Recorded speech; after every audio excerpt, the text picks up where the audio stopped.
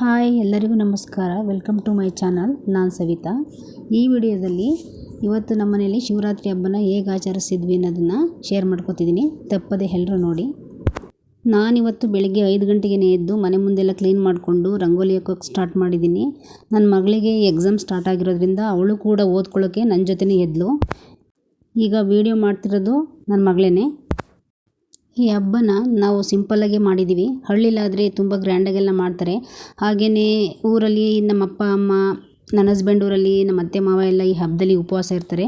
ನನಗೆ ಸ್ವಲ್ಪ gastric problem ಇರೋದ್ರಿಂದ ನಾನು ಈ ವರ್ಷ ಉಪವಾಸ ಮಾಡಲಿಲ್ಲ. ನಾನು ನೆನ್ನೆನೇ ಮಾರ್ಕೆಟ್ಗೆ ಹೋಗಿ ಹೂವು, ಹಣ್ಣು ಮತ್ತು ಪೂಜೆ ಮಾಡೋದಕ್ಕೆ ಏನೇನು ಸಾಮಾನುಗಳು ಬೇಕೋ ಅದನ್ನೆಲ್ಲ ತಂದಿಟ್ಕೊಂಡಿದ್ದೆ. ನಾವು ಶಿವಲಿಂಗನ ಈ ಕರಡಿಗೆ ಇದೆಯಲ್ಲ, ಈ ಕರಡಿಗೆ ಒಳಗೆ ಇಟ್ಕೊಂಡಿರ್ತೀವಿ. ಅಭಿಷೇಕ ಮಾಡುವಾಗ ಹಬ್ಬದ ದಿನ ಈ ಕರಡಿಗೆಯಿಂದ ಹೊರಗೆ ತೆಗೆದು ಅದನ್ನು ಅಭಿಷೇಕ ಮಾಡ್ಕೋತೀವಿ. ಇಲ್ಲಿ ನೋಡ್ತಾ ಇರ್ಬೋದು ನೀವು ಶಿವಲಿಂಗನ.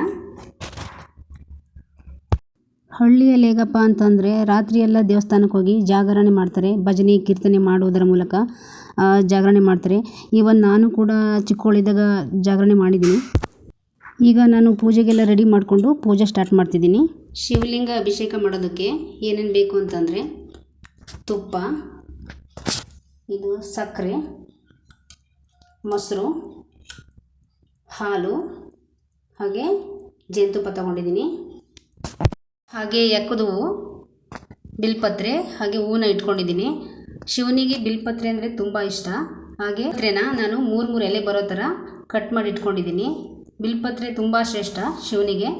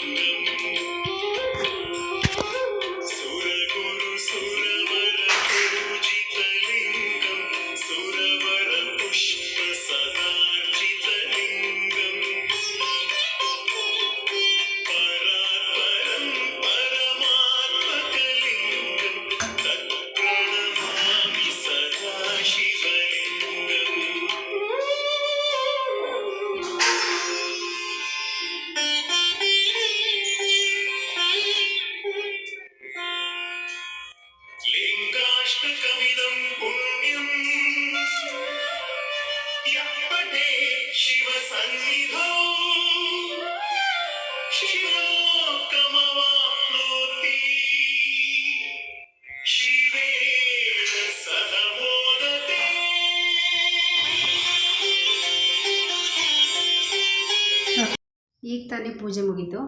ಪೂಜೆ ಮುಗಿಸಿ ನಾನೀಗ ಅಡುಗೆ ಮಾಡ್ತಾಯಿದ್ದೀನಿ. ಹಾಗೆ ದೇವರಿಗೆ ನೈವೇದ್ಯ ಕೂಡ ಮಾಡಬೇಕು. ಈಗ ತಾನೇ ಖೀರ್ ಮಾಡಾಯಿತು. ಖೀರ್ ಜೊತೆಗೆ ನಾನು ಕೋಸಂಬರಿ ಮತ್ತು ಕಡ್ಲೆಟ್ ಮಾಡಿದ್ದೀನಿ. ಈ ಕಡ್ಲೆಟ್ಗೆ ಕಾಯಿ ತುರಿನ ಮಿಕ್ಸ್ ಮಾಡ್ಕೋಬೇಕು. ಆಮೇಲೆ ಮತ್ತು ಪುಳಿಯೋಗರೆ ಕೂಡ ಆಗಿದೆ. ಪುಳಿಯೋಗರೆ ರೆಡಿ ಮಾಡಿದ್ದೀನಿ. ಮತ್ತು ಮಜ್ಜಿಗೆ, ಇದು ಮಸಾಲೆ ಮಜ್ಜಿಗೆ. ಸಮ್ಮರ್ ಟೈಮಲ್ಲಿ ಇದು ತುಂಬ ಒಳ್ಳೆಯದು. ಇದನ್ನು ಡೈಲಿ ಕುಡಿತಾ ಬಂದರೆ ಗ್ಯಾಸ್ಟ್ರಿಕ್ ಕಮ್ಮಿ ಆಗುತ್ತೆ, ತುಂಬ ಚೆನ್ನಾಗಿರುತ್ತೆ ಸಮ್ಮರಲ್ಲಿ. ಮತ್ತು ಈಗ ಇದೆಲ್ಲ ಆದಮೇಲೆ ನಾನು ರೈಸ್ ಕೂಡ ಮಾಡಿದ್ದೀನಿ. ರೈಸ್ ಆದಮೇಲೆ ಲಾಸ್ಟ್ ಈಗ ಸಾಂಬಾರು ಮಾಡ್ಕೋಬೇಕು. ಸಾಂಬಾರು ಮಾಡೋದಕ್ಕೆ ಈಗ ರೆಡಿ ಮಾಡ್ಕೋತೀನಿ. ಅಡುಗೆ ಎಲ್ಲ ಆದಮೇಲೆ ದೇವರಿಗೆ ನೈವೇದ್ಯ ಮಾಡಿ ನಾನು ನನ್ನ ಮಕ್ಕಳು ಊಟ ಮಾಡಿ ಮತ್ತು ಸಂಜೆ 6 ಗಂಟೆ ಮೇಲೆ ಈಶ್ವರ ದೇವಸ್ಥಾನಕ್ಕೆ ಹೋಗಿ ದೇವರ ದರ್ಶನ ಪಡೆದು ಮನೆಗೆ ಬಂದು ಶಿವರಾತ್ರಿ ಹಬ್ಬನ ಮುಗಿಸ್ತೀವಿ. Okay, thank you.